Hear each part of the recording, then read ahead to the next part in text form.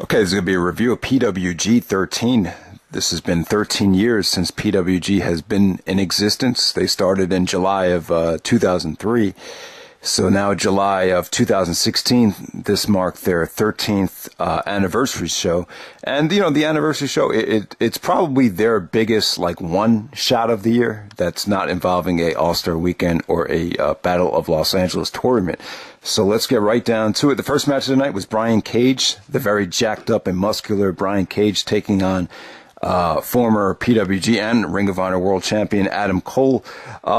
The only thing I can say about this match, it was just fun. There was a lot of fun interaction between them. It was basically kind of a comedy match, kind of just, working the crowd.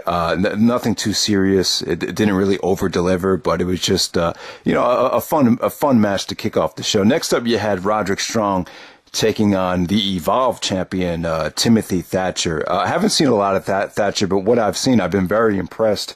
I think he's got a lot of skill. Now, there is some criticism of him. A lot of people find him repetitive. There's been some complaints about how if you've seen one Thatcher match, you've seen them all. So I haven't seen enough of him to kind of validate a lot of the criticism, but I really enjoyed the match. I know him and Roderick have worked several times at Evolve, including Evolve 35, which I definitely want to review in the future. It's obviously one of the best Evolve shows of all time, that Evolve 35 show. But yeah, I thought this was just solid, hard-hitting action, headbutts, vintage Roderick Strong, had no complaints with this. Next up we have Jeff Cobb, Mr. Athletic, taking on Trevor Lee. I thought this was a nice momentum-building match for Trevor Lee heading into Bola. Even though he lost this match, his performance was excellent. I thought him and Cobb worked a very, very good match, and it helped Jeff Cobb out as well.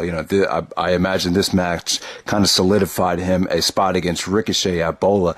I mean, the crowd just loved it. Just had great sequences, great high spots, just great chemistry between these guys. They really kind of woke the crowd up for this show. So give them credit. Next up, we had Chuck Taylor versus Trent. I was going to say Trent Acid, but I meant Trent Beretta. So Chucky and Trent, these two guys have teamed up together as the best friends. I believe they actually won DDT4 a couple of years ago. So this match kind of caught me off guard. You don't really see Chucky too much on the indies anymore. You hear him on commentary, but very rarely have we been seeing him wrestle. The match really was the surprise of the night for me. I mean, it really turned into a kind of a playful brawl. I didn't really feel any hatred, any animosity between them, but they took out ladders. There was a huge backdrop on a ladder. There was a power bomb through 4 chairs. There's thumbtacks.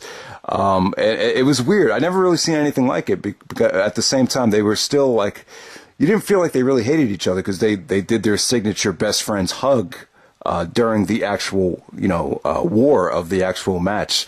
So, just fun stuff. I thought both guys gave a great effort for the brutality that this match had. Chucky actually did the awful waffle on the thumbtacks. So this was definitely one of the weirdest matches I've ever seen, but it definitely delivered for the live PWG audience. All right, so next up we had Sami Callihan taking on Marty Scurll. I thought this match was good. I actually thought it did deliver. I was expecting things to slow down. I know people haven't been really impressed with Sami lately. He's kind of put back on the weight. He doesn't look particularly great, but I thought this was a nice, hard-hitting match. I thought it really over-delivered, and I thought it did give Marty Scurll a lot of momentum heading into Bola. So definitely good stuff right there. Next up, we had the Young Bucks taking on Death by Elbow. Death by Elbow, first time I've seen them tag together. It's actually Chris Hero and a gentleman named is it JT Dunn. I've heard of him before. I feel like I've seen him wrestle like maybe an Evolve show in the past. Maybe it was a PWG show. I just haven't seen a lot of them. I imagine Hero and this guy probably tag or have worked together in the Progress promotion. I'm assuming that. But this match against the Young Bucks here actually turned into a PWG championship match. I'm not going to say that it over-delivered. I thought it could have been a little bit better. It was a little awkward. I thought some of the there's a lot of creativity here. The problem is a lot of the creativity I just don't see. I just don't feel like it really went over that well. I've just seen the Young Bucks have matches that were able to captivate the crowd a lot more than this. I just thought there was moments of awkwardness that kind of, prevented this match from reaching that level. But it was still good. It was still a breath of fresh air to see Hero in a tag team match. Haven't really seen him in a tag match since he was teaming up with Claudio with the Kings of Wrestling. But I thought him and his partner here, JT Dunn. I thought they made for a great combination. They did a lot of cool things with the super kick party kind of turned into an elbow party, and they were kind of going back and forth with super kick to elbow, and then Hero actually busted out a super kick, which got a huge pop from the crowd. But yeah, just good stuff. Kind of an abrupt ending with a roll up there. But yeah, definitely good stuff. But I can't say that this blew me away, or that this is one of the best Young Bucks matches of all time. But it was still a breath of fresh air to see Hero tagging up again. But because of Hero's weight and the Young Bucks being so smaller and athletic, it made for an interesting combination, but not, I can't say that they were just clicking on all cylinders. So next up, you had Zack Sabre Jr.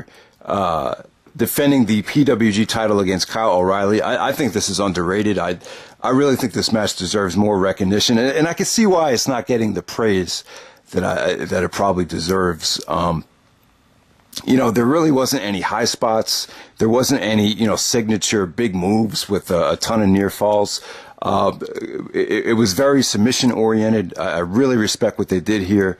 It felt very, very competitive. And I thought the crowd was great. There was serious fighting and dueling chants in the crowd between O'Reilly and Zack. O'Reilly had a lot of fans on his side here. So, Zack went to work on, Kyle's elbow and his arm. Really was stomping the hell out of it, really stretched the hell out of it. And it was just interesting to see Kyle counter it. But, eventually Kyle did submit. But I just thought the technical work here and the overall psychology of this match was just flawless. I really think this is one of the most underrated matches of the year. Just great stuff between Zack and Kyle. And, this is exactly what I would have booked at the anniversary show. We've seen these two guys wrestle at Bola, I believe, back in 2014. But, with Bola, you always got to worry about conserving energy and the politics with the finishes. But here, I felt like they really got the platform to really show what they could do together. I think they could actually top this match, with more of a stiffer match and more of a high impact match where they could, bust out some more finishers. So, I'd love to see a rematch down the road. But, really, the surprise, this show really surprised me because I didn't hear anything about the aftermath here. But Roderick comes out, basically demands a title shot, and you kind of have like a Money in the Bank-esque sprint between Roderick and Zack Sabre Jr. for the PWG title. Interference from the Young Bucks, interference from Marty Scurll, so it kind of turned into like a big schmoz. But eventually, just great back and forth action between Zack and Roderick. Both guys have a lot of chemistry. Roderick does the good thing and puts Zack over again on his way out. And then we had an emotional farewell to Roderick Strong where he basically, talked about somewhat being depressed about, not really, kind of being stuck on the indies and not, progressing to the NXT or the WWE. And he made a commitment to himself 2 years ago at PWG XII to really, change his wrestling style and take it to that next level. And definitely paid off for him because to me, Roderick Strong's been on fire for the last 2 years. So, just a great farewell. Talked about how he met his fiance in PWG. They didn't show her face, but they showed her from the back. She was watching the show, and Mount Rushmore, Adam Cole, the Young Bucks, they came out. The whole PWG locker room came out and celebrated with Roderick. So just a classy ending to I wouldn't say a great show, but just a really solid effort from the PWG. So this is PWG 13. Overall, I'll give it a thumbs up. I thought the show could have been a little bit better, but the main event and the farewell to Roderick Strong, definitely the highlight, and it definitely delivered. So definitely check it out.